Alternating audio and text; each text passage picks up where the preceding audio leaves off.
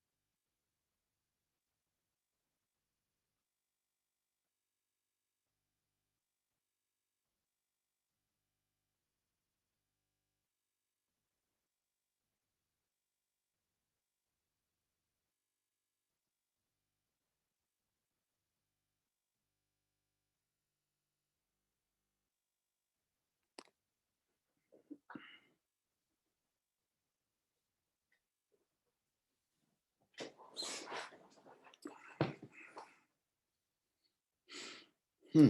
Hmm, hmm, hmm.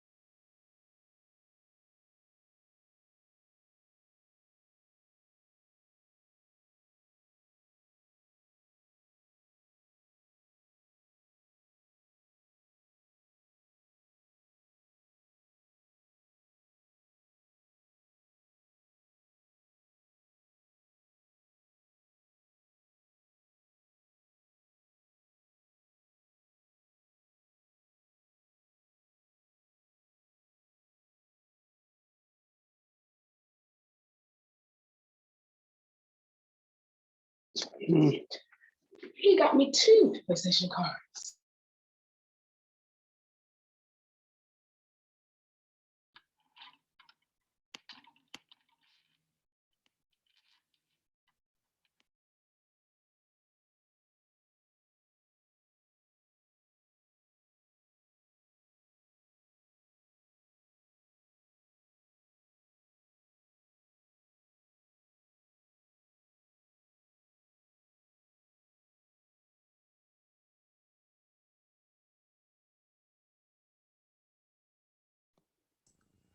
Hey, Greg. Hello, how are you? Oh, I like your shirt. Yeah, so I remember you said to wear some Lincoln paraphernalia. Right, that is So, right. so I went and got this, right? Mm, And I was sweating like a champ in here. right. So I had to go change.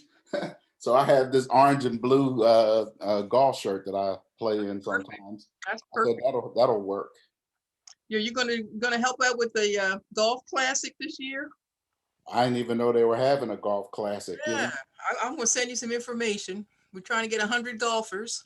Mm-hmm. I can't kick a ball, much less a golf ball. So I said, okay, let me find 4. At least I can do. They want foursomes. Mm-hmm. So I got Dwight. You know Dwight from Baltimore. What is Dwight's last name? I think he was on the board with you. Taylor. Dwight Taylor. Yeah, you know Dwight? Mm-hmm. Mm-hmm. I'm gonna make sure I got you on here as co-host. That's good.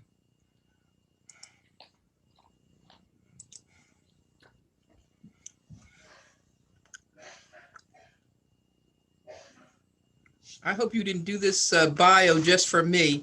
No. Okay. That's what's in my file that I send out Excellent. when I used to get jobs and stuff, you know. Mm-hmm. Now all you need is your name.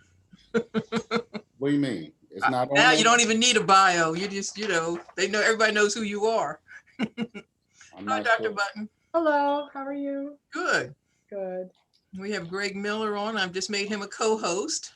Oh, excellent. Mm-hmm. Oh, I love what you've done on Canvas, Carol. It's brilliant. It's absolutely stunning.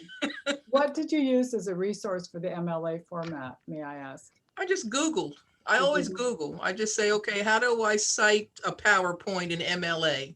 Oh, okay. And just brings it up. I tell you, people don't use Google like they should. So now every time I find something, I needed to know how to do it for because I said the PowerPoint, I needed it for something else that we had was a little different. Oh, for a thesis. Yeah. So I saw how to do that. It And looks, I have to tell you, did I tell you that what I got, that dissertation on Rabble? yes, you did. I have it. I was going to try to scan it. I'm just too darn busy to get to it. Yes. I'm delighted to have it. Oh, I bet it's fun reading. Oh my God, it's hilarious. I bet everybody's going to want, we're going to have to do that. Everybody's going to want to read it. I know. Well, it's going to be put up there so they can all read it. Now we have to, what about an alternative resource base for our mentors? Yeah, well, I didn't have a chance to ask. She got back to me, Brenda. Can she put alumni in there? Well, I didn't ask that question. I didn't think of it, but I asked on your behalf, and she asked, what would you be doing with it? And I was I was very transparent, and yeah, definitely. Yeah, and said that, mostly for posting sources, but I think our faculty, meaning to say our mentors, should have access to that as well. I do too. So, and originally I was thinking that we would post it on some other format, but that is such a brilliant format. It's just wonderful. Actually, it is. I like it. Yeah, I'm gonna pursue that. I'll pursue it. Also, we need more space. I couldn't upload the videos because you only have 2 gigabytes of space. Oh. So what I ended up doing is uploading them to YouTube, and then we'll just have a link from YouTube to Canvas. Yeah. The problem is it's not coming through on the first click. Okay, Yeah. yeah. Also, I'm not sure that I recorded our first couple of meetings, and I also, I'm gonna go back and take a Yeah, I was take a gonna look at say. that. Yeah. Mhm. And if you did, I mean, if like a regular Zoom account, they only keep recordings for 30 days. Well, how do you access that? How do Or you? you go access- into your account on Zoom, but see, I'm thinking is that your personal account or is No, it? it's a school account. So I'm thinking maybe with the school account, there's more leeway. Okay, You'd have to, I don't know, you have to go into the school account. okay. I don't know how any of that works. All right, I'll work on those two things. Okay. Yeah. I'm looking forward to meeting Mr. Bucci. Oh, I am too. Isn't that exciting? Isn't that a wonderful Very connection? exciting. Yeah, Very exciting. yeah. So hi, Pablo, how you doing? Hell. That's right. Okay. Everybody all right out there on the West Coast? Pardon me? Everybody's okay on the West Coast? Yeah, but it's cold out here. Get It's out. like What's 65 cold? degrees today. Gee whiz. It was freezing? What was the high? Yeah, that's freezing. Well, that's I why we understand stay it. on the East Coast, right? Because now we're all terribly warm. Now we're warm today, right? I saw something about you. You had like 70 plus degrees today. I don't know what it was, but I know I went outside. I couldn't believe it. And I saw the crocuses all coming up. I said, oh my goodness, this is wonderful. Hello, Bill Wiggins and Gloria Hartwell, Hello, everyone. Tony Z, Hello. and Robert Johnson, and Susan Pivar, and Nazira Purnell, and Dwight Murphy. Oh boy, you guys are doing good, getting on time.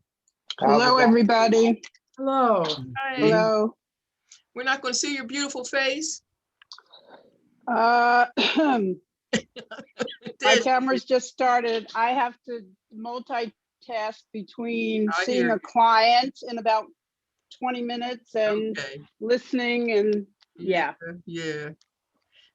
Everybody, make sure you put your Good to link see in here everybody. behind your name. Just go in and rename yourself. But just add your Lincoln year. I need to do the same thing. I keep forgetting. Okay. Do it for church and then they all go like, what is that? Oh, I forgot to change it again. I was hoping the young lady and Anissa would join us today. I think she will. I remember her question from last week, Mhm. so I was hoping she'd be on. I bet she will. She's pretty faithful. Okay. Anissa, talking about Anissa? Anissa, Yeah. I just had a session with her and she'll be on. Okay. good. She's got finished. Hello, Dr. Kathy. Hello. I'm still on cloud 9 with that manuscript. Yay. I'm glad. I'm loving it. I've read almost all of it Oh, once. I got to read it at least 3 times. I've read it, a whole bunch of times. It's so much to take in. Oh my God, yes. Hello, everybody. Hello. Hello, Sister Kathy. Hey, Brother Bill. Hey, my captain, how you doing? Watson. Mr. Belton, how you doing? I'm well. How are you? I'm doing great, man. Good. Good. Sister Black, I like that Miller. line that's behind you. I like the line that's behind you. You got rid of the columns there. Yeah, Yeah. Don't leave the lines out. You can put them both in there. I know, but it's Women's History Month, so Well, remember I'm a tiger, Okay. and because you all got the line from the tiger. Well, no, the other way around. No, you're right. You're right. The tiger came first. Chronologically, that's all. Mhm. Carol, does everybody know about the Ravel manuscript? No, not everybody knows yet. I was going to try to surprise everybody. Okay. Mr. Tony, Belt. how you doing? Tony Zanfordino. I am doing well. Can we I'm see? actually. Can we see you momentarily? Oh yes, there y'all you are. can. There you are. Yeah, Mr. I'm Belton. just in the process of cooking dinner, so You doing great? Good. I'm good. How are you? multitasking. I'm real good. How's it So going, everyone? I can't tell if this is the same Robert Belton that I know. It is the same Robert Belton that you know, also known as Minnesota. Yes, Yeah. How you doing? I'm real good. The last time I saw you, I was out there in Minnesota when I was. Yeah, out we there. we had dinner at the Mall of America, didn't we? We sure did. Yeah. What part of Minnesota are you in? Because remember, I spent about 8 years out there in Northfield. Minnesota. I'm in Minneapolis. Okay, I was in Northfield, Jesse James raid, St. Oh Olaf my College, goodness. Carleton College, and University of Minnesota Consortium way back. Paul Wellstone was a good buddy, the one who unfortunately lost his family in that crash. Absolutely. Yeah. And his own Yeah. life. And his own life as well. His Yeah. own life. Yeah. I didn't know you were out that way. I was out there in Northfield freezing, man. Yeah, I just want to say that's my classmate there. He must, I tell you, I haven't seen my man since, what was that? It must have been 2012, 2011, something like that. It's been Something a like while. that. Yeah. But you're looking good with your beard there. You know. So do you and Rob Johnson know each other? Yeah, Yes. Okay. yeah. His brother was a student of mine when I was in graduate school. Wow. And so when I moved to Minnesota, we connected. So our families are very close. Great. So, But what Dr. Button was asking me about was, let me show you.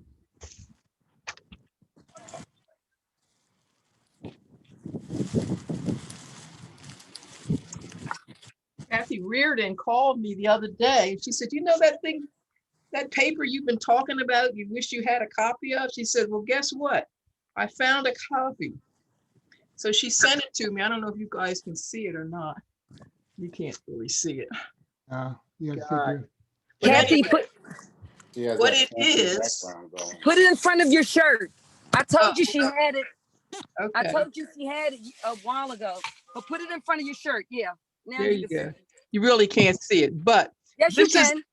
can you? Okay, this Yep. is the master's thesis that David Clawson wrote back in 1973 on the rabble. Hmm. And it's called The Onomastics of the Rabble, Lincoln University, Pennsylvania. So, and he signed it David Clawson, class of 65. And he writes to my dear brother, and I don't know who he's writing to. This is only the tracing of the dawn. Wait until you see what the morning brings. And every rabble name that we knew in the 60s is in here. You're going to absolutely enjoy this. So it's raggedy, it's yellowish, but I'm going to scan it and make sure everybody gets a copy. Your name is Carol. probably in here. Yes. That may be in the book as well. I'm sorry. The book that Johannes put together a few years ago? You think he has the whole thing in the book? Yes. Well, it's 200. No, it's not. It's No, it can't be, yeah. it's not 100 good. pages about. About 100 pages, yes. That's a lot of scanning. Oh, I did all that scanning for something else. I scanned 260 pages a couple weeks ago. Wow. As long as you got the time, I can scan. It's the question of finding the time. Well, we're going to begin. And looks like everybody's here except the person we're looking particularly for, Nisa, and she may join us a little later. But our guest today, there's Nisa coming in, wonderful. Our guest today is Greg Miller, member of the class of 77. And he sent me this wonderful bio today. He says, after graduating from Lincoln University, he began a 37-year career in the pharmaceutical industry, starting as a quality control inspector at what is now Merck & Company. And over the 10 years with Merck, he held numerous positions in operational roles, working in production, validation, performance improvement, and quality assurance. And he goes on to say he joined what is now GlaxoSmithKline in 1986. He rose through the ranks, retiring as director of third-party contractor management with responsibilities covering all parts of the world. Geographic areas of responsibilities included Africa, the Middle East, Indian subcontinent, Pacific Rim, North and South America, and the Caribbean. And then from September 2002 to September 2010, he served on the Board of Trustees of Lincoln University. The last 3 as vice chair of the board. And he also served on the board of managers for the historic Christian Street YMCA in Philadelphia. Member of the board of the Barnes Foundation. And he currently serves as the vice chair of the Cameron Art Museum Board of Trustees. Been married to his wife Carol for 40 years. They have 2 children. His daughter Michelle is a graduate of Spelman and Howard Law School. And Greg is a graduate of Morehouse. They have a granddaughter, Alexandra, and 2 grandsons. He is an advocate of education as a means of fostering self-help and improvement for everyone. He established the Gregory C. Miller Endowment Scholarship at Lincoln to benefit students in need, majoring in the physical sciences, and the Juanita Claire Miller Memorial Scholarship at South Philadelphia High School in honor of his mother, who passed away at a young age. He's currently mentoring 2 students at the Cameron School of Business as part of the Cameron Executive Network at the University of North Carolina in Wilmington. Thank you so much for the bio, Greg, and you're welcome, welcome, welcome. Thank you very much. You're more than welcome. You may proceed any way you wish. Greg did say that if you had questions along the way, feel free to stop him and ask the questions. You know, normally we ask you to hold those questions to the end, but today, if you've got a burning question, you can ask it right away. No, definitely would appreciate the questions. As we go, I'll try to keep this as brief as possible. If I start to tell too many stories, you know, somebody grab me because we might run out of time. So I do have a presentation that I'd like to share. So I'm going to share my screen. I guess I can do that. Mm-hmm. You should see that green share screen at the bottom of your screen. Very good. Mm-hmm. Okay, so I want to share a PowerPoint presentation, but I don't see.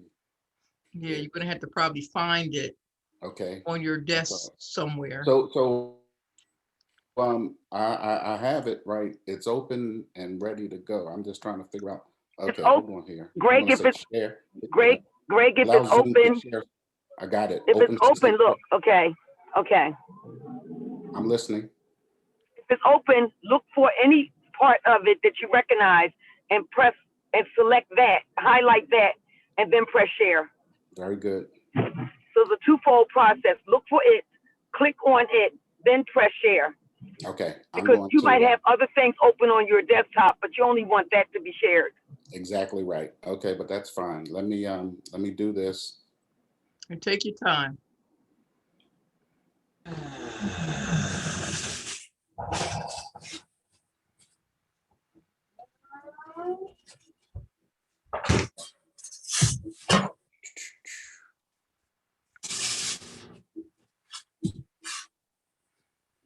It sounds like the Roar disc jockey that was at the Baltimore event this weekend. He kept playing lion roars. That's true. Very true. He was good. Yeah, it was a good evening. Mm-hmm. I need to change this view to speaker or exit full screen. There we go. Now I have it. Okay. And then open system preferences. Allow Zoom to share your screen. There you go. Yep, absolutely. There you go. Okay. Audrey, are you driving? Yes, because I'm on my way home. Okay. I would dare not miss Greg's presentation. Oh, no, that's good. Great. Okay, so I got to get out of here. So you guys can see my screen now? No, not yet. No. Yeah. Don't forget to press, you got to click on the share that will be on the bottom right corner after Right. you select that particular document.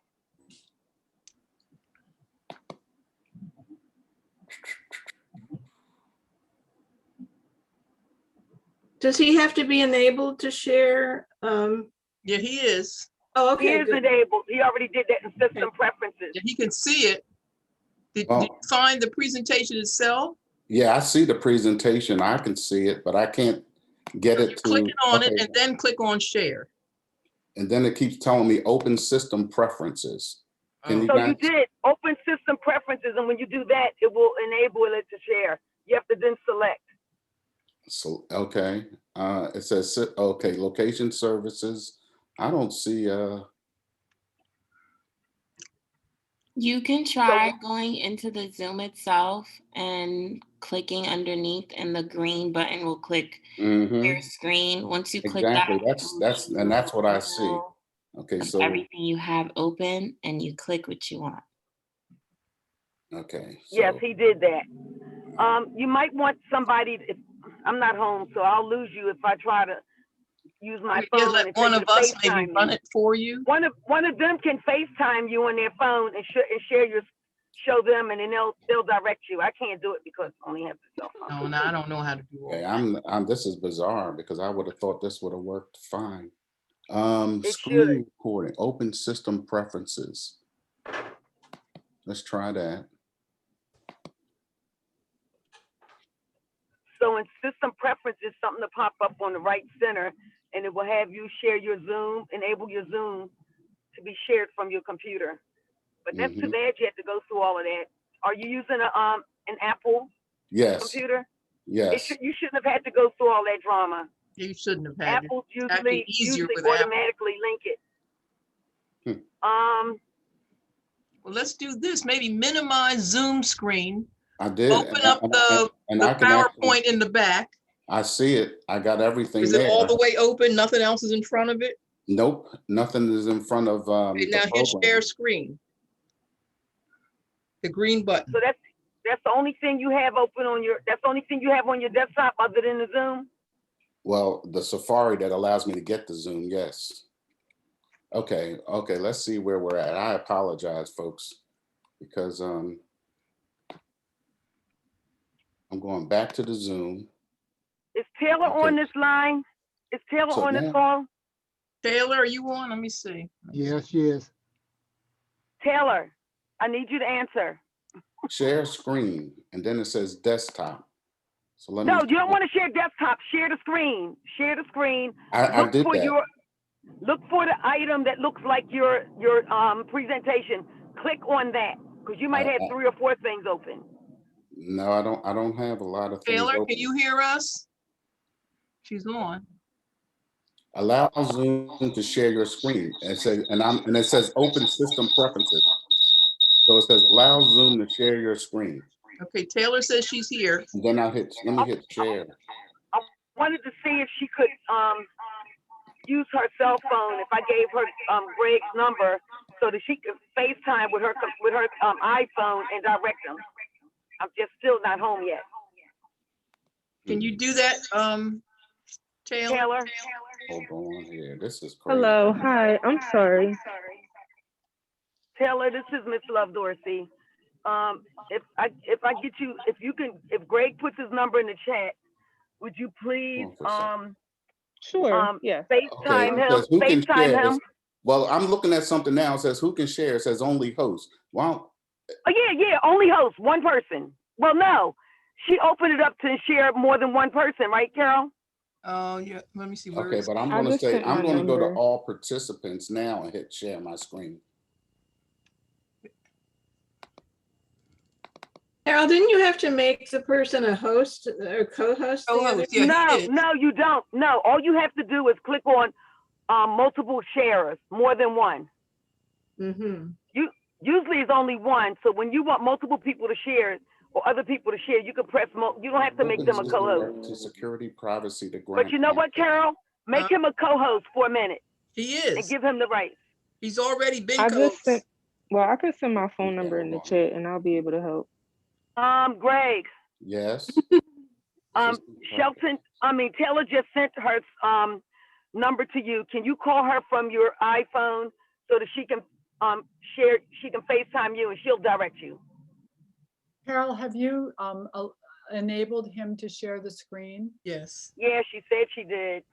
He's on as co-host. Now, if I make him host, then I'm gone. No, don't make him host. No. That's why I don't need to do that. Right. Co-host works fine.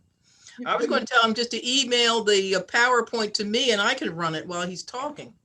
Oh, you want to do that, Greg? I can try. That's probably easiest. Yeah. Okay, let me do that, but I have to shut it down in order to Hi, send it. Gloria.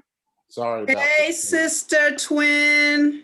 How are you? Hi, my Saponi sister. I'm holding. Yes. Good to see you. Hi, Gloria. This is Kathy. Hello, who's it?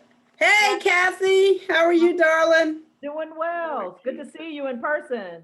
Good to see you in person also. Ha.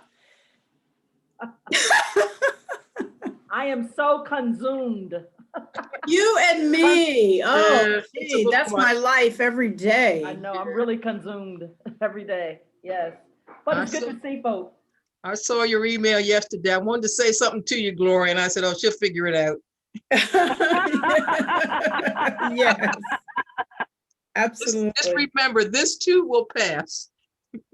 Hey, Alicia Rashad. Carol, it's just, you just have no idea. It No, is. I'm sure. I'm But they sure. can't get themselves together right Yeah. now. So I said, let me take it. I'm watching my, minute, Greg, tell me second, when you wait a minute, hold on. email it. If Okay. it will email, that's the problem. It may Exactly. be too big. Okay, can you hear me? It might be. Okay, yes, ma'am.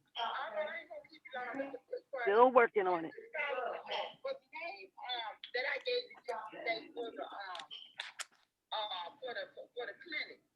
Marilyn, why don't you go ahead and do that reminder that you wanted to do for the students? Okay.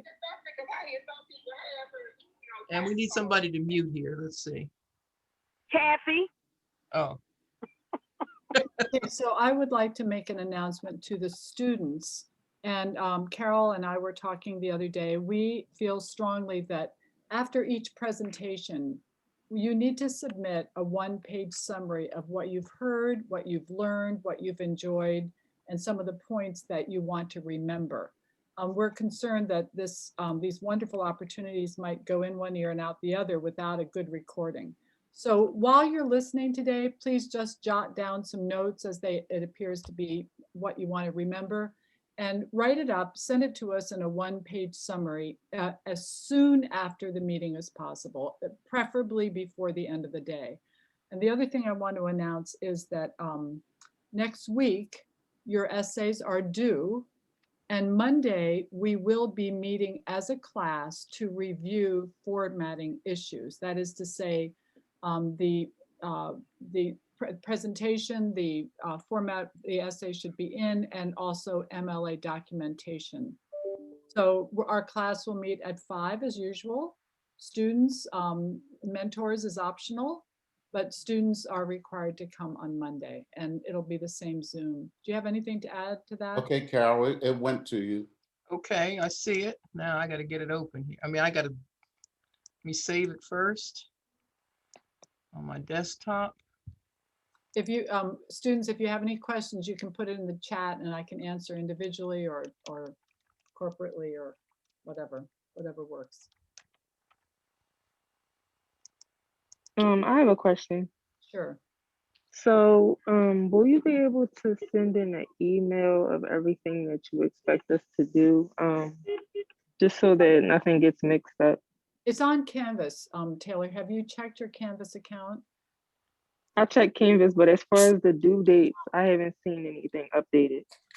Okay, so the due dates are fixed.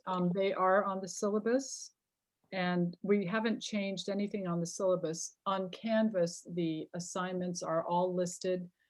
If you have missed a due date, I wouldn't worry too much about it because of the way in which we've started off. So you can submit something if you haven't done it so far, just go ahead and do it.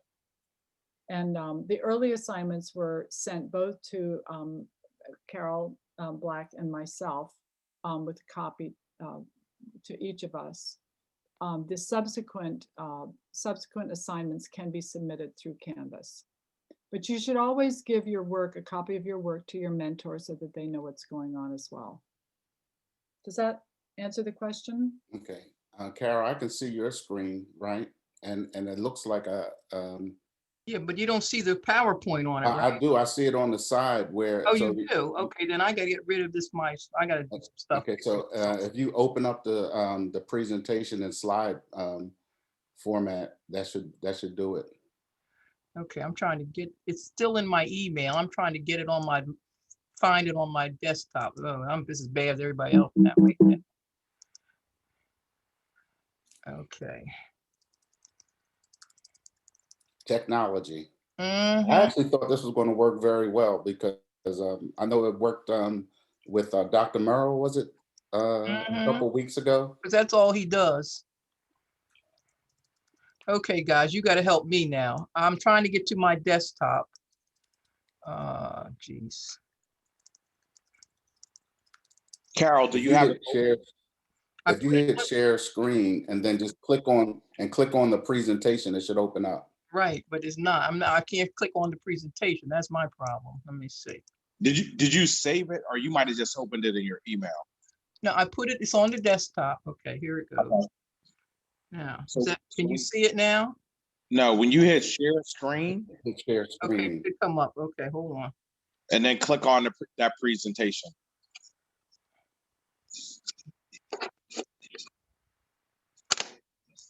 Oh, Lord. Okay, let's do it this way then, desktop. I'm gonna get there. While we're pausing, let me just issue an apology. Someone mentioned Dr. Morell's presentation. And at that Yes. time, I indicated there was some background noise that was kind of annoying. And I discovered that the background noise was coming from my system here. But what was happening was that I was copying some tapes. I was digitizing some tapes from my travels in South Africa, where I took some students to Fort Hare University in Alice, South Africa. And there if anybody familiar, Fort Hare is a historically Black university in South Africa that produced a lot of African leaders, including one named whom? Nelson Mandela. And so a lot of his records and artifacts and other materials are stored in the archives at Fort Hare University. And so we were going down to visit. We had the rare opportunity to see a lot of his materials and that of the ANC, the African National Congress, and other liberation groups firsthand. So anyway, so as I was taping that, and so it was ironic that we were looking at artifacts from a historically Black university, and I was making noise copying another institution's material.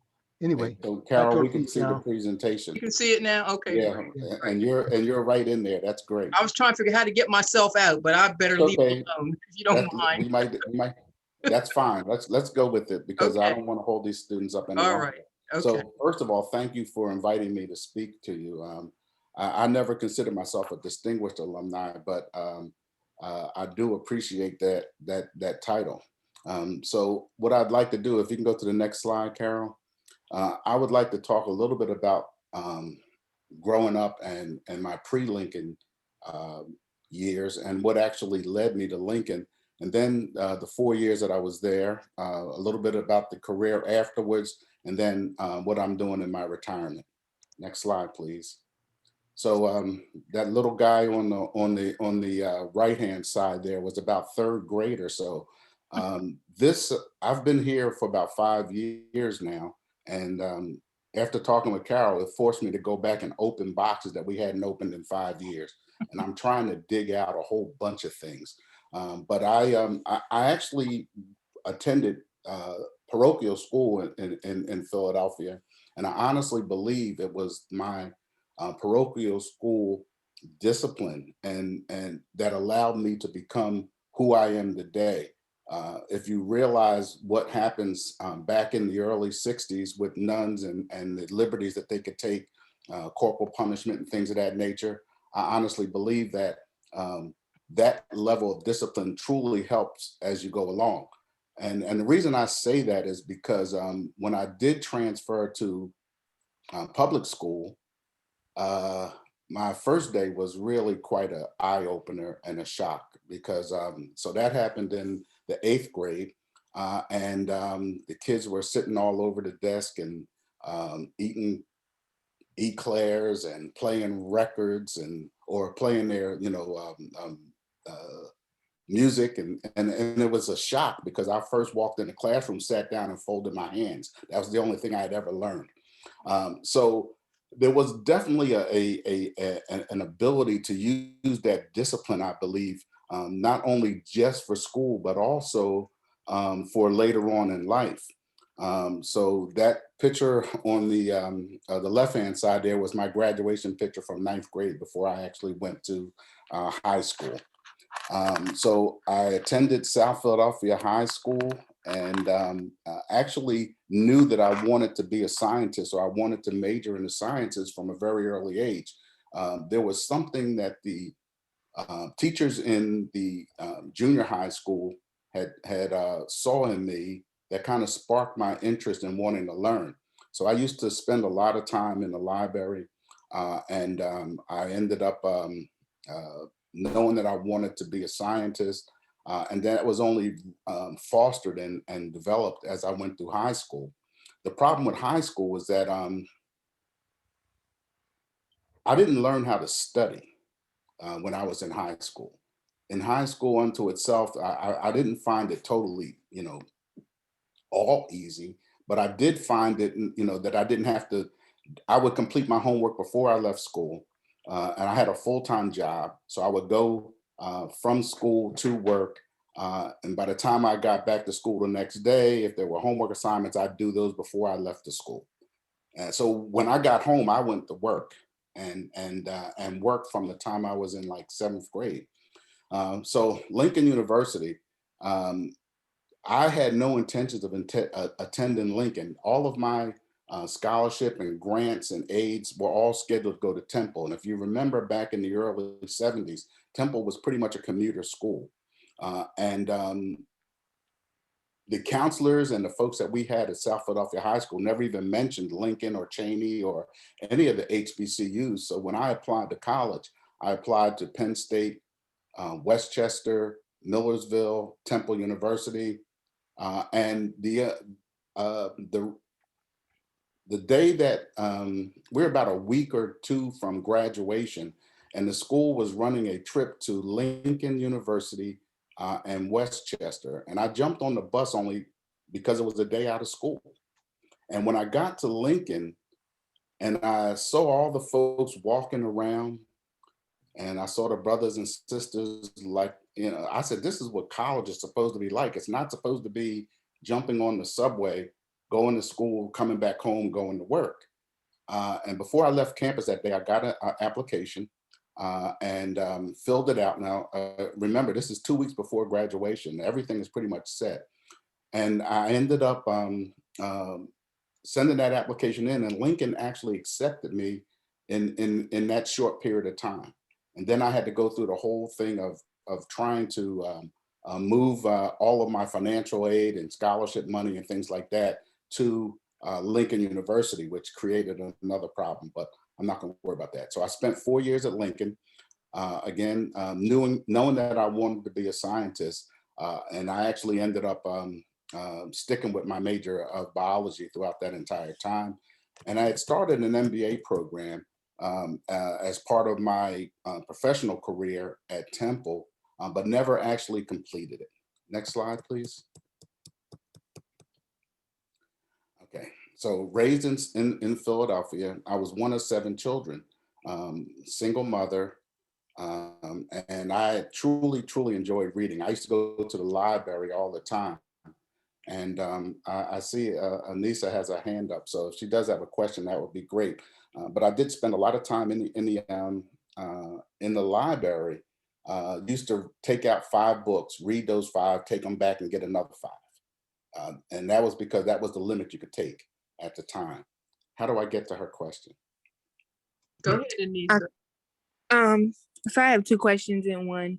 The first question, if you don't mind me asking, why didn't you complete the MBA program? Was it like financial? Is it something like, did you get another opportunity? Is it didn't work out for you? Like, what was the reason why? And what made you choose that program in particular? Okay, you're talking about the graduate career in terms of MBA? Yes. Okay, very good. The reason I did not finish the MBA program was I started to travel globally. And at that time, they didn't have distance learning. You had to be in the classroom. I was on the road like 2 and 3 weeks at a time. And what I found is as I was going through my career, I just did not have the wherewithal to be, I would go out and be on the road for 2 weeks, and I would miss a large portion of the class. So I actually did not continue on. So that started around, I want to say it was around 1990 or so that I actually started. And distance learning wasn't a big thing back then. And then I also, the reason I thought I needed an MBA was because of the nature of the work that I was doing in the pharmaceutical industry. I felt that if I wanted to advance and do some other things, that I would need that graduate degree. That's another story unto itself, and we might even get into that a little bit later. But I thought the MBA would be a better route to travel. Okay.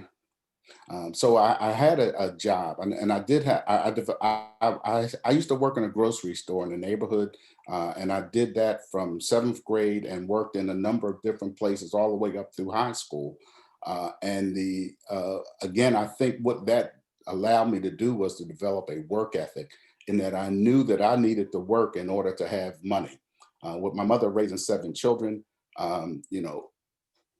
any monies that my brothers and I made, we would help with the family. But it also eased some of the burden on her, because we could actually then go out and buy our own clothes, or if we needed a pair of sneakers or something like that, we could actually buy it ourselves.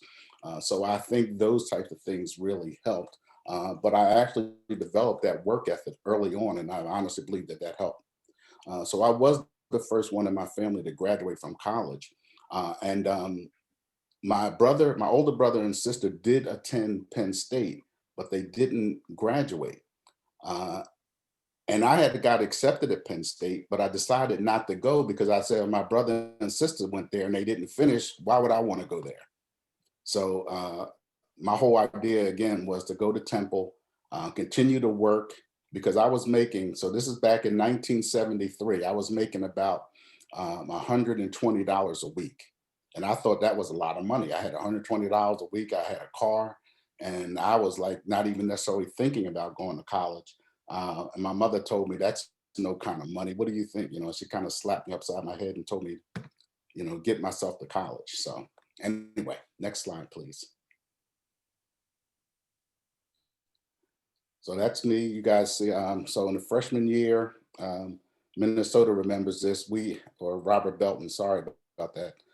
We lived in McCrary Hall. Most freshmen did. Sophomore and junior year, I actually lived in Ashland. My senior year in Frederick Douglass. And I guess at that time, the newest building on campus was Lorraine Hansberry Hall, which was the freshman dorm for the ladies at Lincoln. And when I look at the campus nowadays, I look and see that the extent of the campus itself stopped at the power plant. It did not go beyond the power plant. There was nothing but woods beyond that.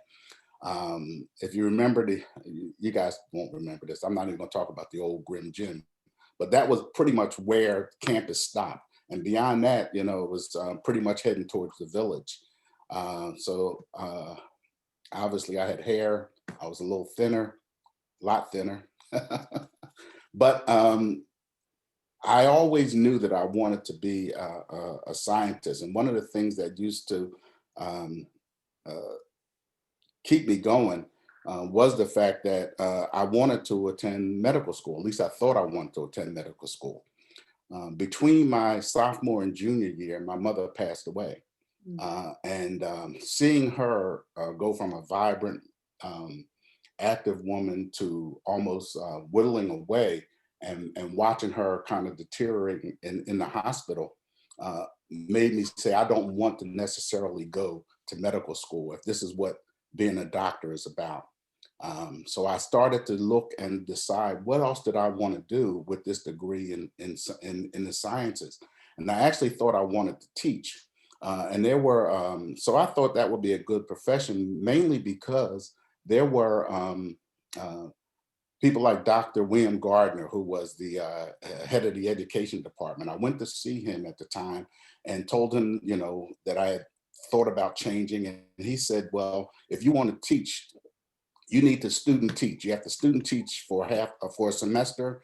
And then you also have to take these additional courses.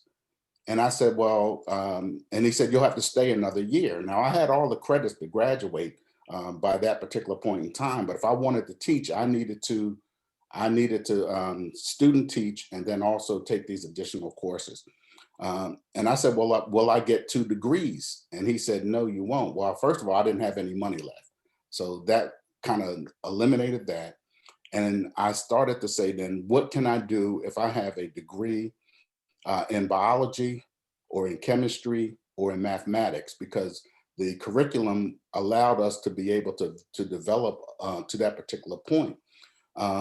So I started to look at anybody that was hiring back in the day. And that's one of the reasons I honestly, I feel sorry for the folks who've sat through this pandemic, because we had on campus, they would do on-campus interviews. Companies would come in, we would be an opportunity to interview. And I actually started interviewing. I used to go to class and I'd have on a suit and a tie, and my contemporaries would laugh at me and say, oh, look, oh, Greg Miller's got another interview. But by the time Greg Miller graduated, I had a job lined up. We graduated the first week in May, and I started work the first week in June. So, and which was pretty much ahead of most folks, because they were thinking, oh, I'll start this process once I graduate.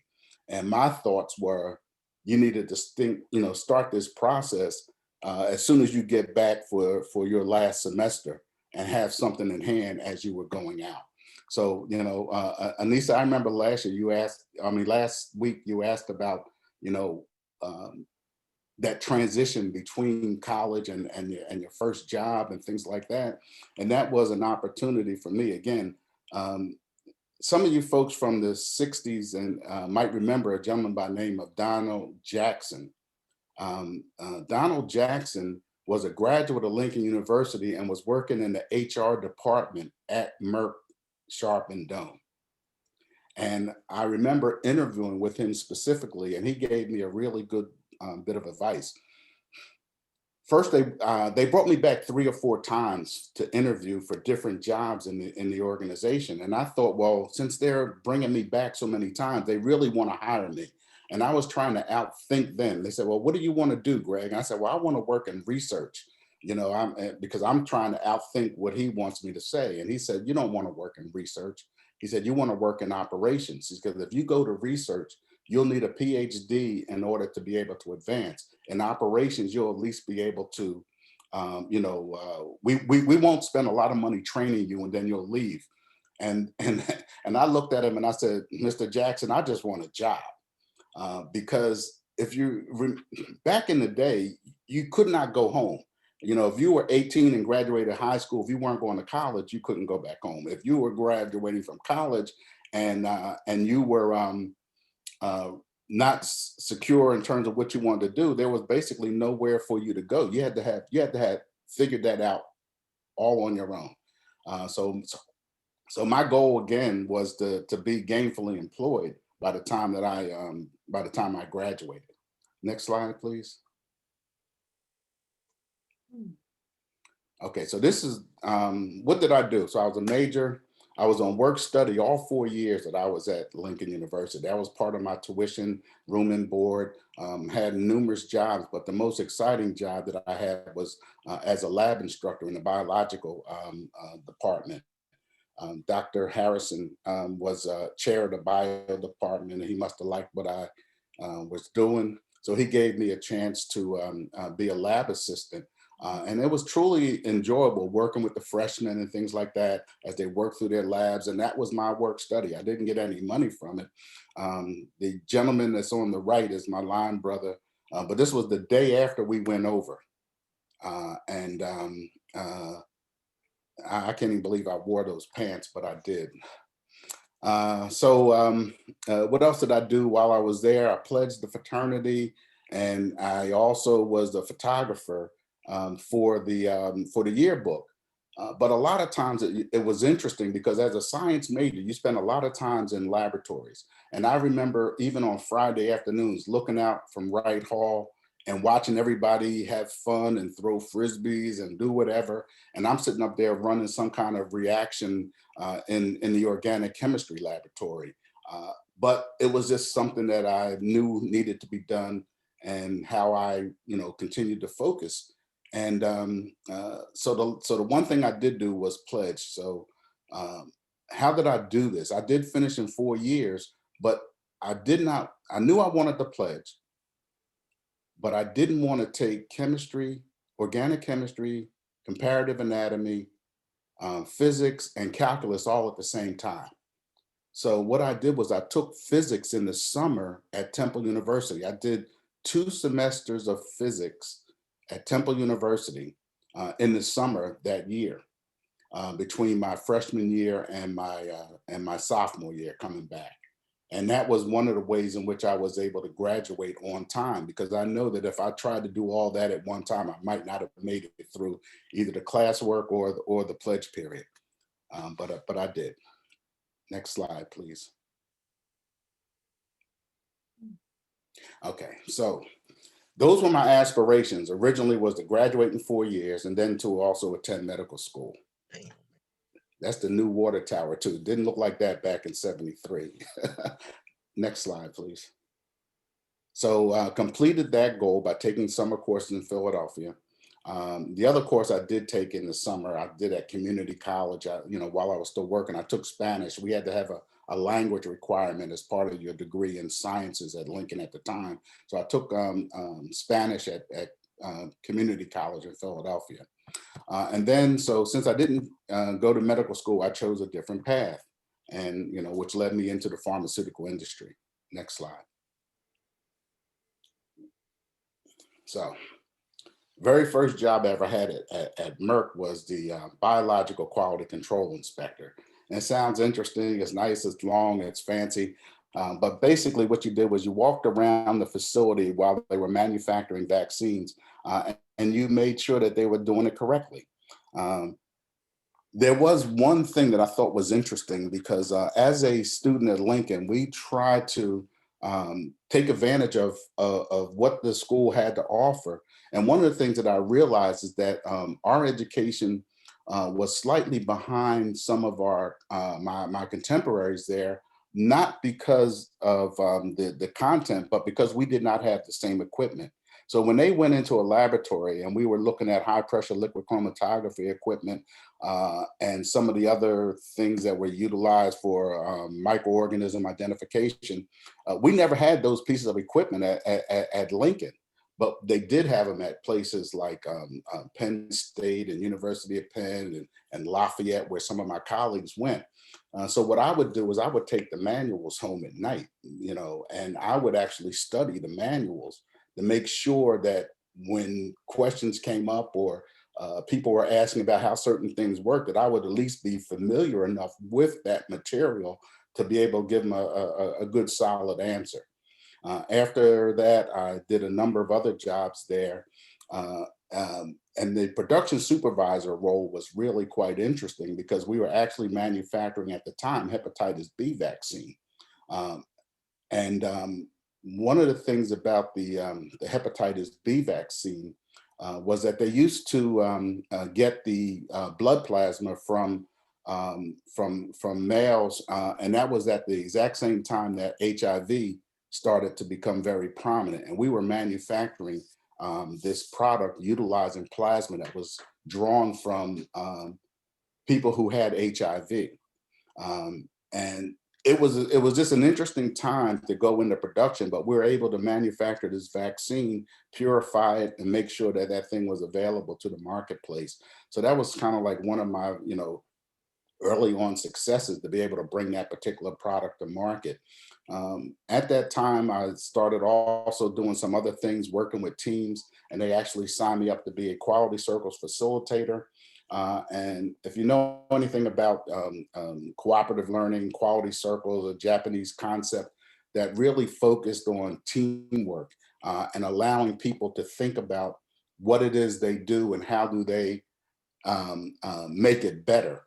So I started leading a team in the hepatitis area, and that led to a job in this area called performance improvement, where I actually became a trainer. So my job was to train the biology lab, chemistry lab, the vaccine production areas. I think that might have been it, but that was my role, was to be a trainer for the the laboratories and also the vaccine production operations. We had other trainers that handled the pharmaceuticals and the warehouses and the maintenance and things like that. After that, I became a senior project trainer, but that was it. So why did I leave Merck? Very interesting story. I had to look around and realize that the next job or the next opportunity would have been a manager. And as I was getting this role as a senior project trainer, I realized that they had just promoted a whole bunch of other managers at that particular point in time. So I looked down and said, well, if they promoted all these folks just recently, how long would I have to wait in order to become manager if I stayed here? So after 10 years, I decided to send my resume out and see what happened. Next slide. This is working out pretty good, Carol. I want to thank you for that. I started as manager of GMP training at what was SmithKline and French at the time. And what was interesting about that particular job, they hired me and all I did was take the same programs that I had done at Merck and revamp them for GSK, SmithKline at the time. And they thought I was the best thing since sliced bread. But these were just revamped programs to fit the situation that I was in. And that led to a promotion to manager of GMP training and audits. And that happened within 6 months, which is unusual to actually get a promotion in 6 months' time. I was able to develop this program. And what I thought was going to happen was they were going to hire some people and that they would report to me. And what actually happened was they said, well, we're going to give you this promotion, but we're not going to give you anybody to help. So I had to kind of rethink this whole process where we were doing training 4 times a year for each department. We went to twice a year. And the other times I was actually doing compliance audits of those facilities. And compliance audits are a lot different than financial audits. The financial, when I tell people I was an auditor, you generally think financial, but what we were doing were operational audits to make sure that the product was being manufactured correctly. So my job was to go out and make sure that these departments were doing what they said they were going to do in their standard operating procedures. So I'm going to make a long story short. That led to a job in global quality assurance. Now, what happened at this particular point in time, in 1989, they announced that we were merging with Beecham Corporation, which meant that everybody here now was out of a job. I had been there 3 years, so I knew I was gone. I was like, there's no way that I'm going to make it through this process. So I started to think about what I could do then. And at that time, I said, well, I can take everything that I'm doing now and start my own corporation. And I had actually had a logo made up and decided on a name and things of that nature, and was ready to start my own business when I got a call from a corporate vice president. And he brought me over to our headquarters and he said, Greg, we want to start a global GMP training program. GMP stands for Good Manufacturing Practices. And he said, we want to start this corporate training program. And I said, well, I appreciate the opportunity to interview for it. And he said, no, you don't understand. If you want the job, it's yours. And that was the way I got into corporate. Now, sometimes, being lucky really does help. So I was able to go from not having a job, no idea whether or not I was going to even be employed, to being offered an opportunity to work in corporate. And the only reason I stayed was I thought that if I took this corporate role, I could then expand my own career by putting corporate on my private enterprise and say, well, I have international experience. And that was the reason why I decided to go ahead and stay. So that was after 3 years. And then and I was there then 27 years more. So I made it through 3 mergers. If you see, I'm going to just kind of skip through. One shows like director of manufacturing our anti-infectives facility. So after doing a number of corporate roles, this was my first opportunity to travel internationally. I was doing training operations in China and in Africa, all places that GSK had facilities. And again, that exposure unto itself, I think, kind of helped when they were looking for a person to promote to the director of quality assurance in the facility. I was actually tapped to be director of quality assurance. And the director of quality assurance allowed me then to manage the microbiology lab and also to manage the chemistry laboratory and also the quality assurance aspects of that facility. Now, anti-infectives are things like penicillin, cephalosporin, any antibiotics. So we actually manufactured cephalosporins. You can't mix the two, but we manufacture cephalosporins. From that particular role, I then got a chance to be the director of manufacturing at that facility. So they took me from quality assurance to director of manufacturing. The next step would have been to have my own facility where I was in charge of the entire plant. And at that time, in that particular role, SmithKline Beecham at the time started to close facilities in America and outsource all the product. So they started to send these products overseas to India and other places, Singapore. And I basically decided that it was time to move on and ended up going back into a corporate role as director of quality assurance, pretty much doing the same things that I was doing before in terms of compliance audits, good manufacturing practices training, again, in a corporate situation. We then had another merger in 1990 where we merged with Glaxo and became GlaxoSmithKline. And that was when my international experience really helped because they were looking to fill these roles. They had a director of Europe, a director of Americas, and a director of the international group. So I ended up actually, because of my experience traveling around the world in some of the earlier positions as global QA, was able to at least meet all the criteria for that director of strategic manufacturing and alliances, and ended up there. And then, so the last job I had, and this was towards the end of my career, was to take me out of international and give me the Americas. And there's too many stories behind that to tell you, in this short time. So I'll just pass on that one.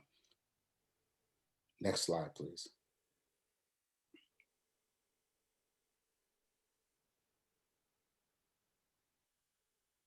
Okay, so this is a map that I used to keep in my office. I actually still have it in my home office here.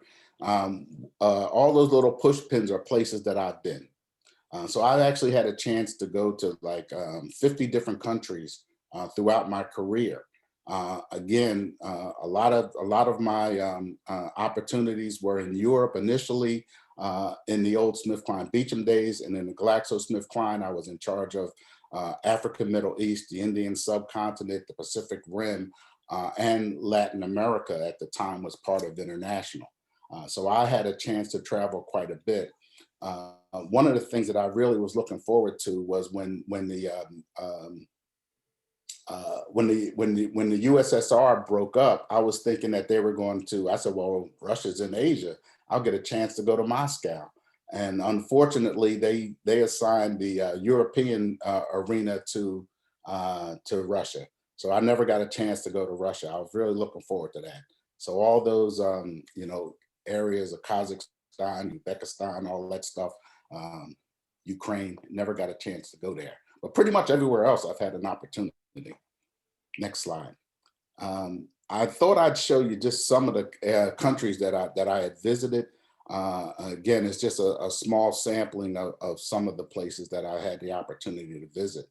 And one of the things that I used to do was whenever I went somewhere, I would if I was somewhere for like 2 or 3 weeks at a time, I would always do something or try to do something culturally exciting over the weekend or any time that I actually had off.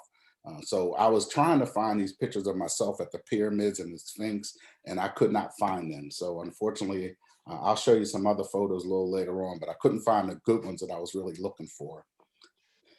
Next slide.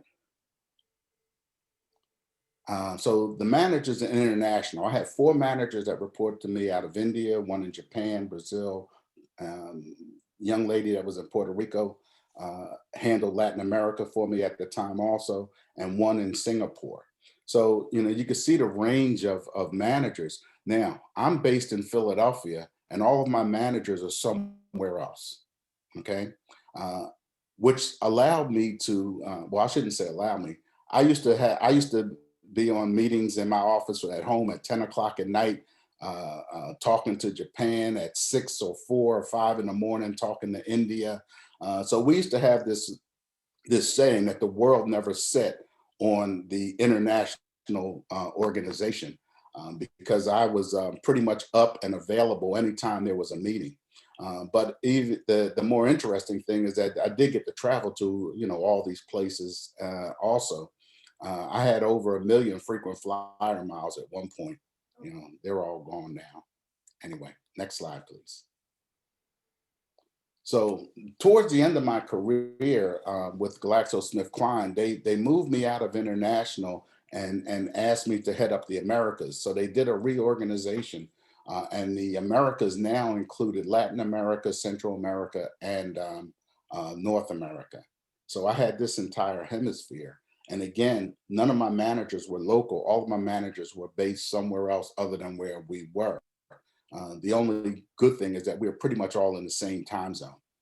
So that made things a little bit easier. But again, managing a team like that, you know, distance learning, not distance learning, but distance managing, again, has its ups and downs, but I truly enjoyed the opportunity to work with the team that I had. At the time that I retired in 2013, basically what they did was they eliminated my role. And that's okay, because you have to kind of look at those opportunities and say, are you okay with where you're at? And I was, because my kids had graduated from college, at least undergraduate graduated from college. I took the money and ran, you know? So I took my severance package and left. Okay, next slide, please. Talk about service at Lincoln University. When I came out of school, I did become a life member of the Alumni Association. At that time, I think it was like $100. I don't know what it is now, Carol, but life means life. So but I do send a donation every now and then. I was on the board of trustees, as Carol mentioned, from 2002 to 2010, which was a very transformative opportunity at that time, because the campus, if you remember, some of the other folks might remember, we had some major problems with the utility systems at Lincoln. We had to shut down the campus. And part of getting the campus back up was to put in a whole new infrastructure in terms of the heating, ventilation, the electrical. There was an ice storm that shut down certain buildings and things of that nature. And the way they were set up, they were all interconnected. If one building shut down, another one shut down. At that same time, when we came on board, that was the same time that the university was going through the issues with the Barnes Foundation. All these types of things were happening. And Dr. Nelson, Ivory Nelson, was the president at the time. And I honestly believe that we had a very good working relationship. I mean, everybody has difficulties, but you know, I think the board did a very good job, and Dr. Nelson did a good job during that particular time. I was also on the sesquicentennial committee. That was, you know, when we celebrated Lincoln's 150th year. The thing about the Lincoln Society, and I haven't heard from anyone since 2015, 2016 on that, but the Lincoln Society used to be an opportunity for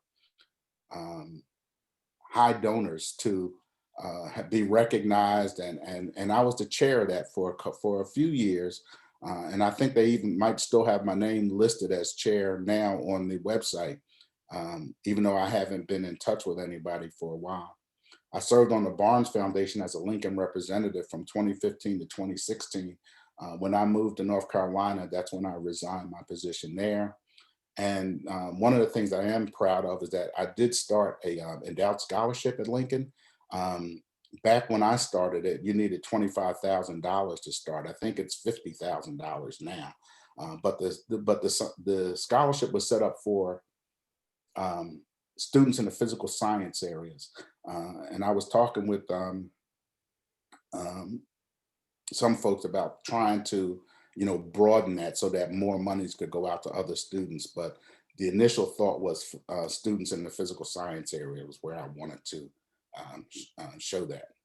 Okay, next slide, please. I think, so this is my logo from the company that I started in 2014.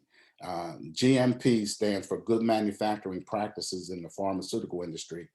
But in the course of my business, it just so happens it stood for Greg Miller Productions or Gregory Miller Productions. And so it was a nice interplay on words and things like that. It's GMP, Good Manufacturing Practices Consortium LLC. So anybody seeing my logo who's familiar with the pharmaceutical industry, especially operations, would know exactly what that is. And the beauty of it was that I got a domain. Matter of fact, they just sent me my forms for restarting my domain or keeping my domain name. But every job that I got came through LinkedIn. Once I put my profile on LinkedIn, people were calling me, and I never ever got or needed to set up the website. So I found that to be somewhat interesting. Before I retired, I never even knew what LinkedIn was. I never did social media and all that stuff. But once I retired, lo and behold, I went on social media and put this profile up, and every job that I had from 2014 to 2019 came through LinkedIn. So where I stand now is that, unfortunately, this last year I had 2 jobs set up. One in Albany, New York, and one in Philadelphia. And I was actually really looking forward to the one in Philadelphia because I would be able to come home at somebody else's expense. That was like, oh yeah, this will be great. But COVID shut that down, and those jobs never came back. So I don't know. I think I'm at that point in time in my life where I'm actually going to shut it down. I did not renew my liability insurance, but I did keep my North Carolina license going. So next slide, please. Okay, so post-retirement, this is just some things that I'm doing now. The University of North Carolina, Wilmington, there's a huge campus here, about 15,000 students. I mentor, I've actually mentored 4 students since I've been here. Currently have 2 that I'm working with. I'm on the board of trustees from the Cameron Art Museum, and that was an interesting story. Somebody found out that I was on the board of the Barnes and thought that I might be able to offer something here. And so, I don't mind doing my civic duty. We actually have the Cameron Art Museum, if you're ever in the Wilmington area, is the premier art museum on the entire East Coast of North Carolina. So if you're ever down this way, I'd love to show you around. Next slide, please. Okay, so I couldn't find all the pictures I wanted to find, but we'll step through these real quick, okay? And this will be about it. So I hope you guys know who that is, but that's Dr. Nasakar here, Griffin L. Now, he used to be the president of student government at Lincoln University. We took this picture in Cape Town. He was a professor at the University of Cape Town teaching business. And I knew he was down there. And when I was on my last visit to South Africa, we made an opportunity to get together and stuff like that. And I took him out to lunch, and we sat there on the waterfront and had a nice little meal. He again used to be he's in Pittsburgh now. Him and his wife, they have a couple children. They're living in Pittsburgh now. He's back here in the USA. Really sharp guy. He's from West Philly, right? And he has an interesting story also to tell. So he might be a good person to get to. Young man, this was in Ghana at the Slave Coast Castle there. We can kind of move on. That was the door of no return where the slaves were. I took this photograph actually from the castle looking down onto the seafront there, and you saw all these folks, fishermen and boats and things like that, quite colorful. I got quite a few slides that really impressed me about Ghana. I truly enjoyed my stay there. Next slide.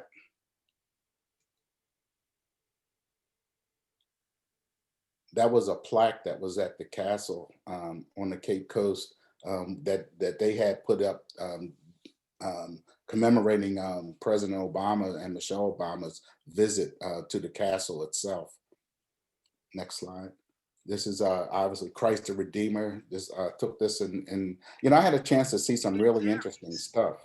But that's the Christ the Redeemer statue in Rio. Next slide. And that's just a shot of the harbor there from up where the Christ the Redeemer statue is. That was me teaching a course in South Africa on auditing. This young lady is the manager at in our Turkish facility. Next slide. That was the whole group that was there that time. There are representatives there from Egypt, Nigeria, Saudi Arabia, United Arab Emirates, a number of folks who were part of the team there. Next slide. This was taken in Tokyo. When I first got to Tokyo, Japan is quite interesting. It's a lot different. So you fly in Narita Airport, you take a train to wherever you're going. They gave me all these instructions and I was fairly good at getting around. I never let anything fluster me. So I get to this place and I'm looking around and I'm looking at the address. I can't find a hotel. And, I'm looking and then somebody, saw that I was lost and they asked me what I was looking for and I showed them the hotel. And they said, yeah, this is the right building. Well, the hotel started on the 42nd floor. I had no idea. I'm sitting up here looking around. Where's the entrance to the hotel? You had to go in, take an elevator up to the 42nd floor. That's where the hotel was. That was the view from my room. Next slide. Okay, so I don't know if you can see this, but this is our office tower in Tokyo. And you see the GlaxoSmithKline emblem. But from my room, I could actually see GlaxoSmithKline's office tower that they had there. Next slide. I'm just trying to get through these real quick. Vietnam was an interesting one. And the reason if you remember back in 1973, Carol talked about the rabble and things like that going on at Lincoln's campus. Well, when we came in 1973, the Vietnam War was coming to an end. We were all so happy we didn't have to go into the service. And we also had a lot of young men who were coming back that were freshmen right along with us that had a lot of experience and knowledge, had been in the military. And so when I had a chance to go to Vietnam, and I've been there 2-3 times, I always again took a chance to go out and explore and do some things. So I just got a few slides from Vietnam and we can kind of move through these real quick. That was the US Embassy where they had the evacuations of the diplomats and the citizens before the Tet Offensive, I want to say. You can go ahead to next slide. That was me. You see the helicopter in the background. I got my Lincoln University hat on. Next slide. We were on the Mekong River. That was what was that? That was a weekend and we were just taking a trip. So you started off in this large boat and you ended up in a canoe. Next slide. And this is the little guide that was taking us through this little tributary off of the Mekong Delta. Next slide. Those hats came in handy.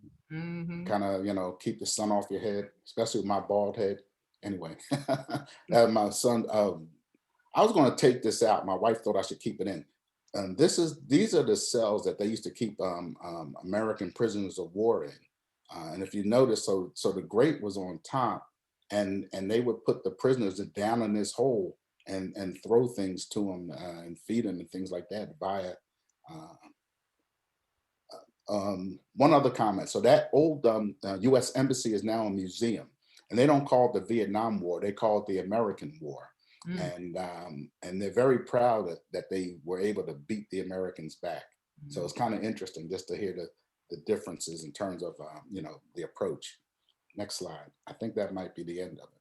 Oh, okay. So here's some food for thought, right?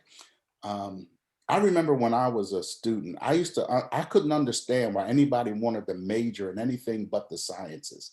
I used to think that folks that majored in history and English were wasting their time. But what I came to understand is that it takes all these disciplines to make this world go round and to make the world work. So I developed an appreciation, but I used to think my fraternity brothers were wasting their time. There was only 2 science majors in the whole fraternity. Well, my chapter at the time. And I used to sit there and say, man, these other guys are wasting their time, you know? But I realized that it does take a lot of disciplines to make the world go round. So I think that with our community, we can kind of accomplish anything.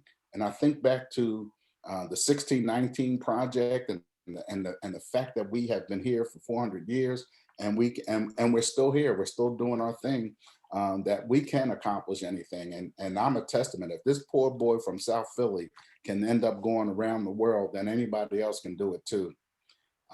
And I always look at things like problems, you know. I used to always tell my managers, don't bring me problems, you know, bring me a problem, but also then tell me what the solution is. So I don't look at things as problems. I just look at them as challenges going forward. These are things that we can overcome. And then the last thing I had there is, like, you know, be the captain of your own journey. Don't let someone else decide for you what you want to do.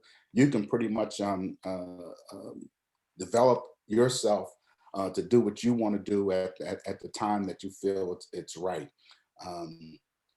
They used to say the best time to start a business is when you don't have any bills and things like that, or wife and children and houses and things to worry about. But be the captain of your own journey. You know, it might be a great idea to start your business as you go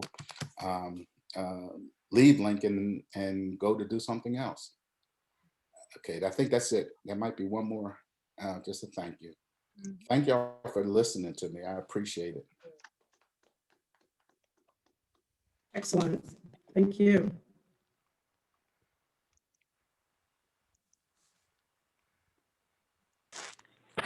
Any questions or comments for Greg?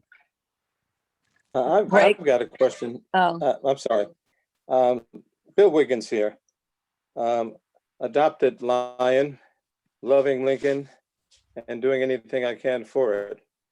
Did you ever cross paths with the current CEO of Merck, Mr. Frazier? Oh, yeah. You know, now he's from Philadelphia. Ken Frazier was raised in a project in North Philadelphia and is the current CEO.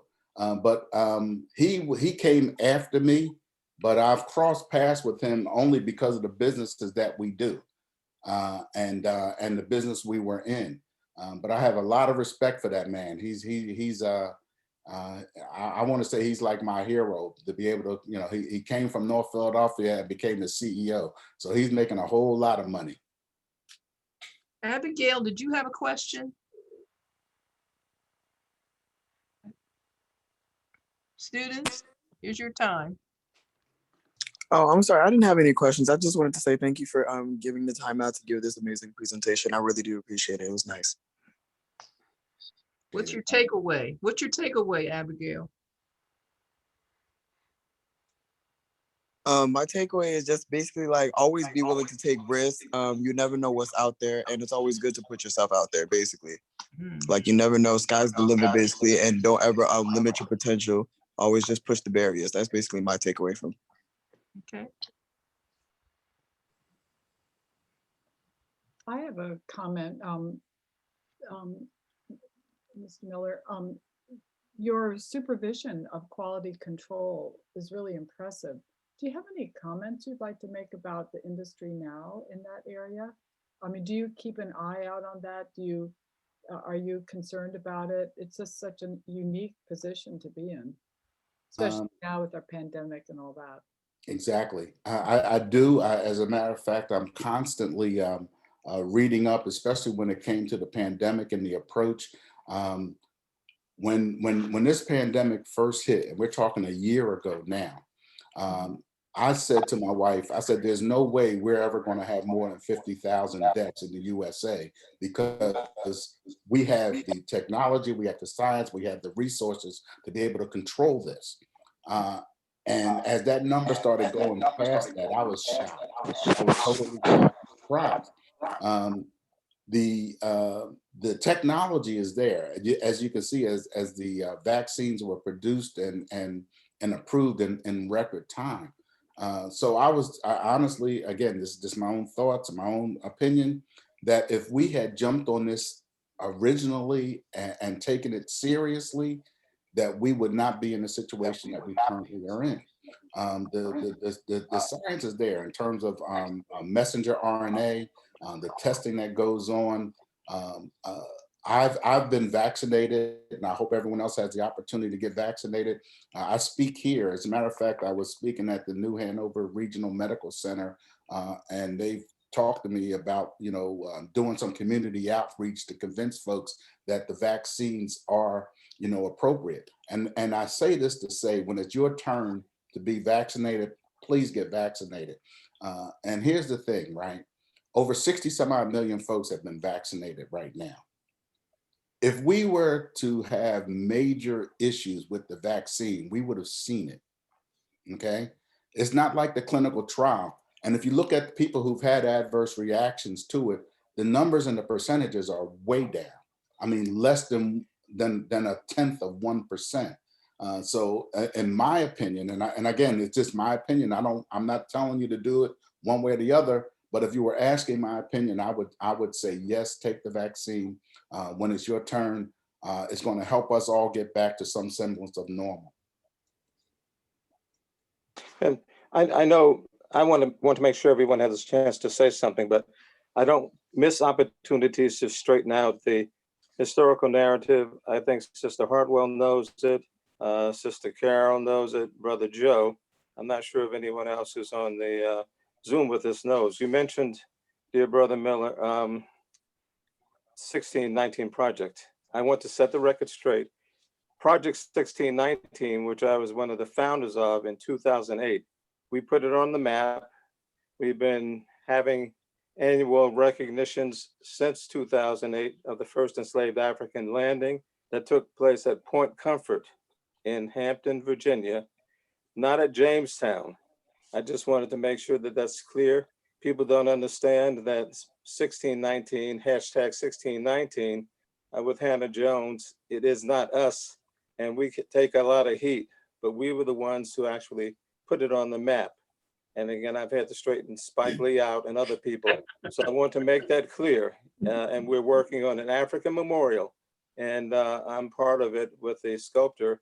Another couple of years, we'll probably have it completed at Point Comfort, which is now Old Point Comfort. And it will be near the lighthouse, which was actually manned by William Roscoe Davis, a contraband, but I'm not going to go into the whole history, but it'll be facing the Chesapeake Bay. Those who visited with us at Lincoln Comes to Hampton, it'll be near the marker that I helped put up to try to straighten out the history of the enslaved African landing. So I will hush my mouth, but I want to make sure that people know the history, because everybody takes it from you. They run with it after you've done all the work. And thank you for all you've done, Brother Miller. I admire what you've done. And so if I need some drugs, can I contact you? Unfortunately, no. But I thought I'd ask. I don't know if you remember, Bill, but I saw your shirt, and I actually purchased one. Y'all sent me a T-shirt. I bought one of the orange and blue 1619 shirts you were selling. Oh, that's right. Yeah. Okay. Yes. Margot. Greg, told me. I Yeah, have a that's question. right. Yes, ma'am.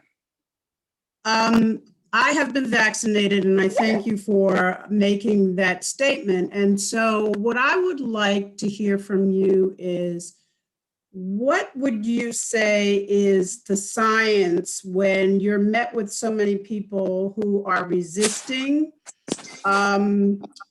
being vaccinated for a myriad of reasons?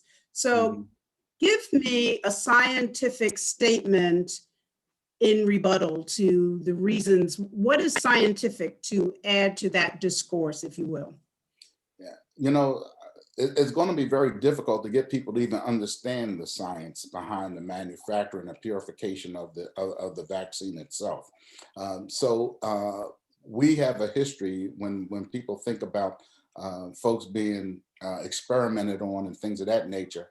So I try to talk to them based on the numbers that we currently see, okay, without trying to go into the fact that they're using, thimerosal as a preservative, or that, the messenger RNA technology has been around for a while, that they're just finally getting around to utilizing it, and this created a possibility for them to speed it up. I talked to them about the numbers. I talked to them about the number of people who've been vaccinated. And I also talked to them about the centers. When I go to the vaccination centers down here in the Wilmington area, there's very few of us in there. But what I have found out is that a lot of the churches are down here in North Carolina are starting to open up as vaccination centers. So if we're not going to the main centers where folks are getting vaccinated, it seems like the churches are also taking an active role. So again, I've talked to them about the number, and then the percentage of adverse reactions, and then also the opportunities to be able to, at some point in time, develop what they call this herd immunity. Now, realistically, I want to say they said there were 28 million or 29 million cases. The actual number of people that are probably infected with COVID is probably somewhere times 3. So maybe like 90 million people have already been infected. So you take that number times the people who have actually been vaccinated, and we're kind of getting there. And I think that we're going to be, probably back to a semblance of normal by the end of the summer. So I don't try to hit them with the science, because a lot of people aren't going to understand that anyway, Gloria. Okay. Well, Greg, you. this is Love. I'm sorry, Gloria. This is Love Dorsey. So I don't know if it's not trying to hit them with the science. We live in science every day, because that's what I actually teach. And one thing, when COVID first came into the country, or they first heard about it, I actually had to mask the nature of science, or the whole scientific way of investigation, with every aspect that we've done. And I told the scholars, and this was in March, this is a virus. You know what the cells want to do, and they want to survive, and they want to live. It's going to change. It's going to change its course. It's going to change, either another variation of it or something. It's like, oh, no. Look at the nature. Look at what we know about cells. Look at what we know how cells function. And then the person in disease control talked about another way with the Pfizer and the Moderna going in as the messenger RNA. And then I realized recently, I donate blood. They're actually looking and waiting. I'm going to wait 2 more months to get blood, because I only had the first vaccine. I'm waiting to have the second to see how my body reacts. And if my body is building these antibodies, it's going to be more of an advantage. I'm O positive, but and I can give to many. So that's part of the nature. So let me tell you. So I'm gonna tell you, be honest, Greg. My husband, my god sister, my daughter, and them, they took the vaccine, and I was really pondering it, and it hit me one day. At least I'll be somewhat protected by one variant, maybe not by all. But it's like I do the flu. I take a flu shot every year. It's not going to protect me from all the flu shots, but I will be protected, or to some degree, even with the COVID vaccine, to some percentage to this. One of the things about, I agree with you. But one of the we things live science every day, no matter what you do. You can't, and math. And I'm so glad, because Carolyn knew I was on P's and Q's. I just finished the George Washington Carver Science Fair, and 2 of my 4 students came on top. And the student I had in 7th and 8th grade, he's a senior now. He bombed them out, and I fussed with this kid. But I wanted to prepare them more than I was prepared when I went to Lincoln. What I do believe is that we have this COVID 19 that we currently see is not the first COVID variant that's been in out there. It's been there for a while. What I honestly believe will happen is that we will finally end up with something very much similar to a flu shot, where we might have to take an additional booster or an additional shot. I don't know if it's every year, but there's probably going to be it might fall into that same type of category as with the flu Right. vaccine. Greg, I wanted to ask you about your interest in science. You said you always wanted to be a scientist from a young age. Where did that come from, and how do we multiply it today? Well, one of the things, I think a lot of it boils down to curiosity. When I used to go to the library, I used to always get these little books, about different things like, space exploration, little science projects and things like that. And once I got into school, and this is in public school, one of my science teachers at the time, I actually still know his name. This is in middle school. His name was Mr. Delargy. He was our science teacher, and he got me real excited. When I got to South Philly High School, again, taking physics and chemistry and the biologies there also kind of, sparked my interest and want to learn and do more. So it's just something that's innate in me. But again, as I grew older, I realized that it takes all disciplines to make the world go round. So my son majored in English, and I was mad. I said, "You've been speaking English all your life. Why in the hell, why do you want to go to school and major in English?" But that's what he wanted to do. So if it didn't matter, I was going to pay for his education anyway, right? So whatever and I'll put it this way, he's 38 years old now, and he hasn't boomeranged back home, and he's doing his own thing. So I guess it works for him. And so I don't force science on anybody, but I honestly think that if you major in biology, chemistry, or the physical sciences, that you'll always be able to find a job. One other thing for the students that are still online, I honestly believe that once you have your degree, it doesn't necessarily matter what your degree is in, because whatever you decide to do, they're going to have to train you anyway. So the degree just basically shows that you have the ability to learn. So if you can get your foot in the door, it's not getting in the door, it's performing. Because if you don't perform, they're going to let you go, and they're going to let you go a lot quicker than they would some other folks. I knew every time I went into a performance review in my career, I knew how I was performing next to my peers. I knew how I was doing and who was better than me and who was worse than me. And it's always, what have you done lately? And I would always go in and never accept necessarily what they told me, because I would bring the facts in with me about what I've done. And I would show them, these are the types of things that I've done. The other thing I used to do was I used to self-promote.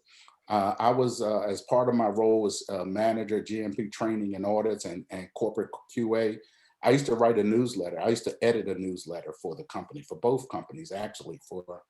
And if I didn't have a story, or I didn't have somebody to profile, I would just write a story and put my own picture on the front page. And I still have those copies here. I was trying to dig all that stuff out. But the reason I would do that was because people would forget that you're even around.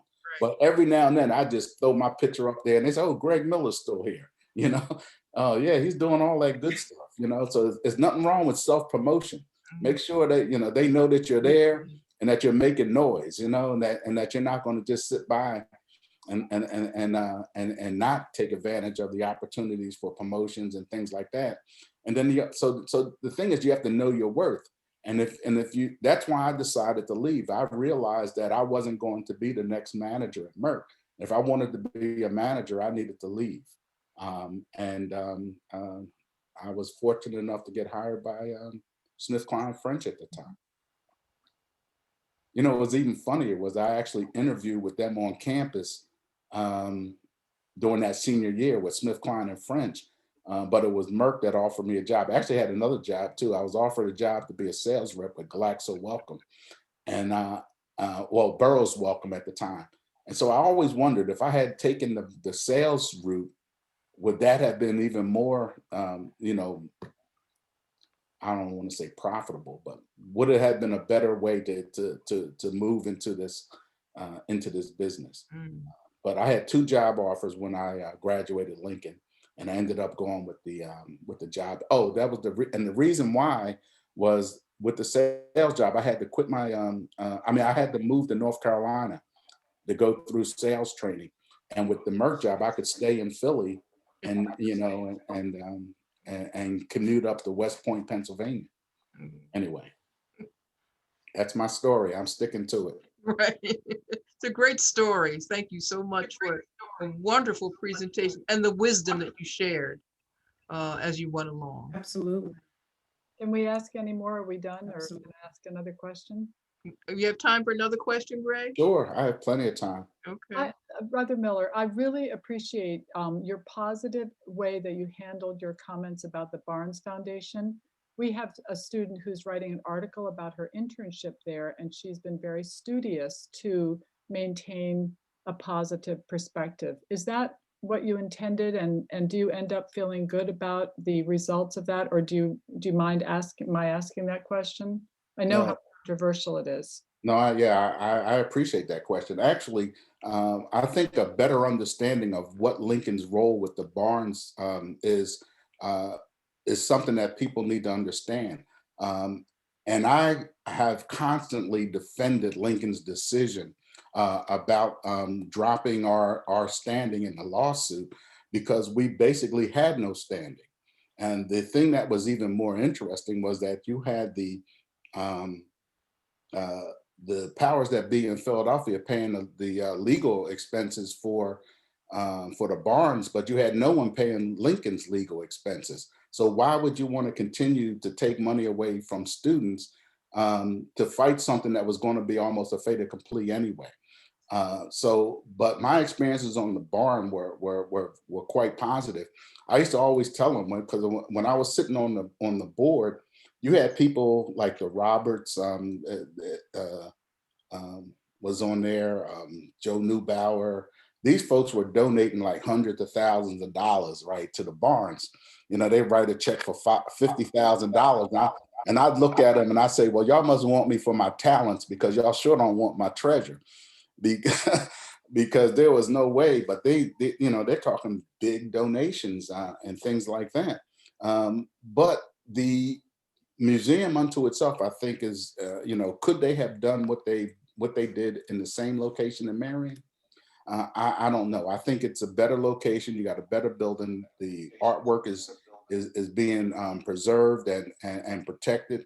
So I honestly believe that they did the right thing by moving it, and you've opened up the opportunity for more folks to see it. So no, my experiences and time on the Barnes board were quite positive. Even though I know Lincoln got a bad rap. As a matter of fact, when I came here to North Carolina, there was a gentleman who I ran into, and he said something about Lincoln giving away billions of dollars. I said, Lincoln never gave away billions of dollars, because Lincoln never had billions of dollars. The way the indenture was set up was Lincoln basically could just appoint board members. They couldn't control anything beyond that. And once the board members were seated, there was really no link to Lincoln at all, other than trying to establish. And I know I want to think back, because I know one of the doctors was working on a program to get a Bachelor of Fine Arts degree in conjunction with the Barnes. I don't know where that stands or if they ever instituted that, but I know that was one of the things that I thought was a real good outcome, you know, from that. Mm-hmm. And so did they ever establish that? Do you know, Dr. Buttons?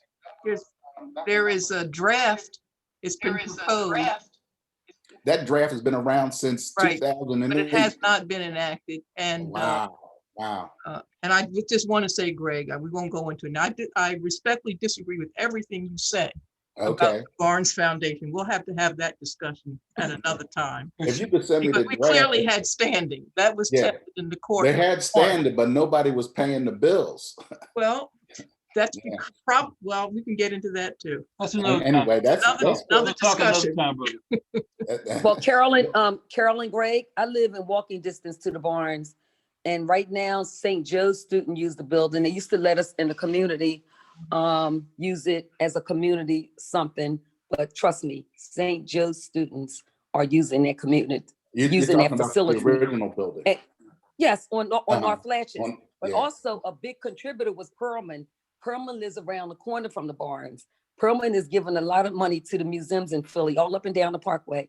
Well, it's really Annenberg and his cronies. But that's another discussion. Absolutely.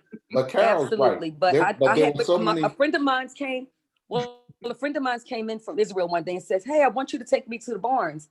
I was like, "Barnes? You mean the museum that's down the street from me?" She told me that was the most historic museum, and she's a worldwide traveler. She's a pathologist, worldwide traveler.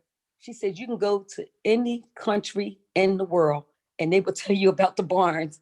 Mm-hmm. That ignorance was removed that day. And I started visiting a little bit more frequently, but you're right. It is well received, even better on the Parkway because more people are more accessible. Because it took me a minute to get her here. All in violation of Dr. Barnes's intent. Yeah, I agree with that, unfortunately, Carol. So we won't have Carol, I know.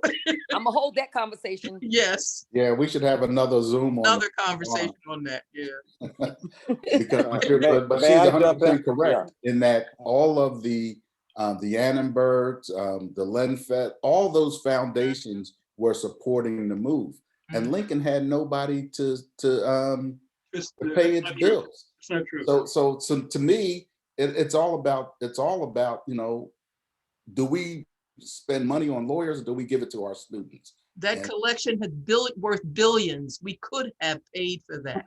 If we could have done something differently early on, but we didn't. It was too late, Anyway, that's another story. Hey, Dr. Carol, Buttons, you done started something. Well, I wanted to mention that we do, the students that have had internships at the Barnes have been so enthusiastic about their research that they really want to forward that program. And it does exist in some form.